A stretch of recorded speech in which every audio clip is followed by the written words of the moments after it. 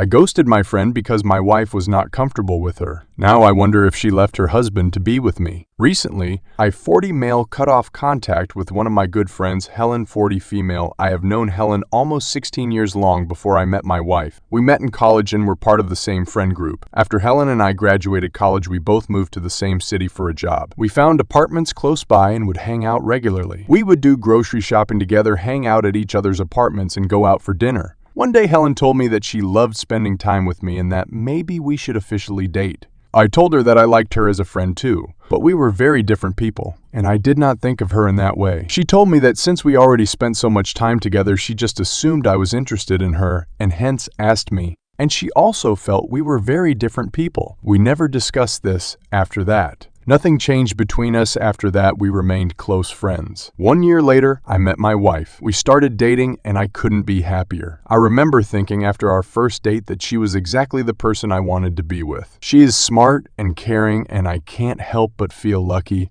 I found her. We both got married and are now happily married for 11 years with one cute kid. Helen also met her husband around the time I was dating my wife, and she also married a few months after me. We all remained good friends to this day. My wife had asked me when I was dating if Helen and I ever dated. I was honest with her and told her about that one night when Helen asked if we should date. She never had a problem with Helen, and they both also went shopping together. The issue started happening 1 year ago. Helen told my wife and me one night that she was not happy with her marriage and felt her husband did not treat her well. I don't want to go in specifics, but 4 months after that, they filed for divorce and amicably separated. Helen did start spending more time with my wife and me as we were her emotional support. However, as time went by, Helen started texting me and telling me how sad she was. I always told her she was happy to visit us anytime if she wanted to talk. My wife, however, did not like that she was messaging me and not in our group chat, as she was as much of a friend to Helen than I was. She also felt that it was okay to be her support as a couple, but didn't want her to see me along as her emotional support and message me after 10 p.m. about her problems. I did follow what my wife said, as I feel as a married couple we should have boundaries with how we talk to our friends,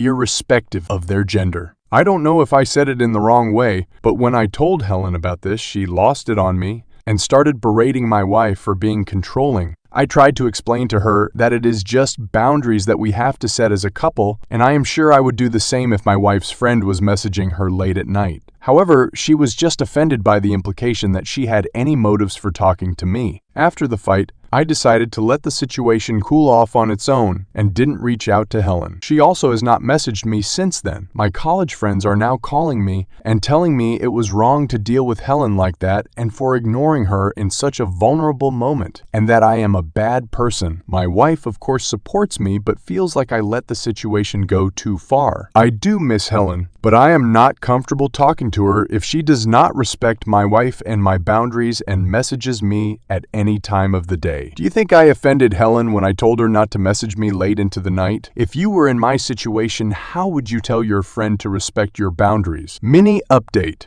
I talked to my wife and she feels that I've missed a few key details. Helen asked about dating once 13 years ago, and I should let it go. She has been a great friend to us and a great aunt to my son. Since then, Helen has told my wife that she sees me as an older brother who is very protective of her. This is all true, and I have very few good friends, and I do care about them a lot. Also, Helen and I only hang out in social settings, mostly at parties and get-togethers with our friends and family. My wife is in charge of my social calendar, hence she talks to Helen more than I do. She has been a close friend of Helen for a long time, and she spends time together with her and makes plans with her, even when I am not around. The fight happened 3 weeks ago, and since then, my wife has been telling me every day to call Helen and sort things out. She also thinks that Helen and I have huge egos and are acting like kids, and my post just went too far. Therefore, she is meeting Helen on Sunday for brunch. I am not going, so let's see what happens. Update 2. My wife met Helen on Sunday for brunch while I took my kid to a trampoline park and had fun. After brunch, this is my wife's description of what happened. She said that Helen met her and looked sad. She immediately apologized to my wife and told her that she said some terrible things about her in the heat of the moment that she did not mean.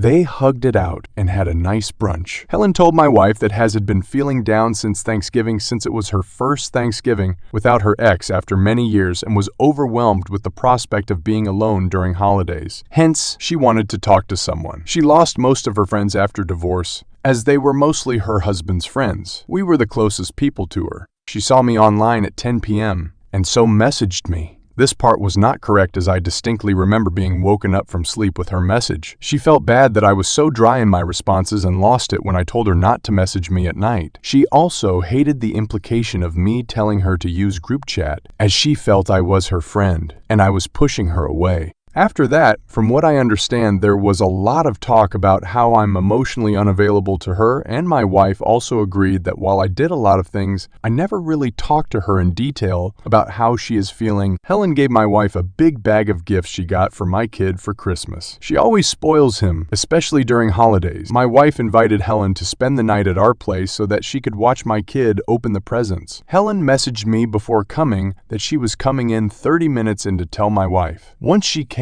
it was nice to see her, and she gave me a long, warm hug. We had a wonderful time at night, but my kid was the happiest since his favorite person was home. We also had a nice morning, and Helen helped me make breakfast while my wife got my son ready for the morning. My wife got Helen's sweater, but Helen commented how I didn't buy her a gift. She asked me to assemble her furniture on Friday and mount her new TV. So there goes my free day on Friday. Overall, my thoughts are Helen is a good friend, and I know how much I love my wife and never do anything to jeopardize our relationship. Hence, if my wife is comfortable, I should not make things weird and just be there for a friend. Final update. Everyone seemed to think Helen has some ulterior motives for calling me to her place when my wife and kid are off to their parents' place. So the plan was, I go to Helen's place at 10 a.m. and assemble her stuff. She was to cook a nice meal for me and then come home and finally get to play my Quest 3 on my free day. On Thursday night, I was talking to my wife before sleeping, and her tone was slightly different. She had 100 questions about my visit to Helen's place, when I was going, when I was coming back, etc. She said that our toddler son missed me a lot, especially when sleeping, since I always tuck him in. She asked me if I could directly come to her parents' place after I was done with Helen's work and try to come there before dinner time. I was okay with that, but that meant I had to leave Helen's place before 2 p.m., so I messaged Helen, and we decided that I come at 9 a.m. I reached there around that time. Helen had just woken up and was in her pajamas, as some of you guys had predicted. She offered me coffee and breakfast, but I had already eaten, so just got the coffee. She showed me what needed to be done and went to take a shower and got dressed. After that, she came to help me, but after she messed up a few things, I told her to just play something on Netflix and continued my work. She then went to prep for food. We talked about our friends, gossip, etc. And to be honest, was a really fun time. I did confront her about why she told our friends about our fallout made me the villain. She taunted me that, unlike me, they call her to check on how she is. One funny thing was my wife and son kept on calling me every hour, as my son wanted to show me all the things he was doing. So that kept us entertained